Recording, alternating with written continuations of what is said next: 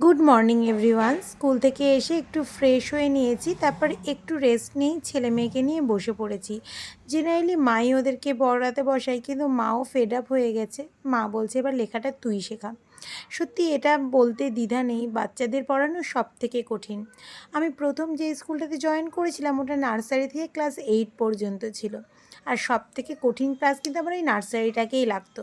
তারপরে আস্তে আস্তে যখন ওদের সঙ্গে আমার একটা ফ্রেন্ডশিপ গড়ে উঠলো, তারপরে আস্তে আস্তে ওদের অনেক সহজ হয়ে গেল। তারপরে টুকটাক বাড়ির কাজকর্ম করতে লাগলাম, ছেলে মেয়ের খাবারটা রেডি করে দিলাম, মা ওদেরকে খাইয়ে দেবে। আর এই বেসিন এরিয়াটা খুবই নোংরা হয়ে গেছিলো।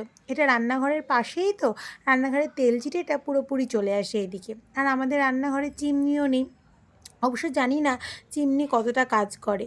তো এটা মাঝে মধ্যেই পরিষ্কার করতে হয়, তো আজকে সেইটাই করলাম। আর আমাদের যত কাজ রাত্রেই করতে হয়, কারণ সারাদিনে তো সময়ই পাই না। টাটা।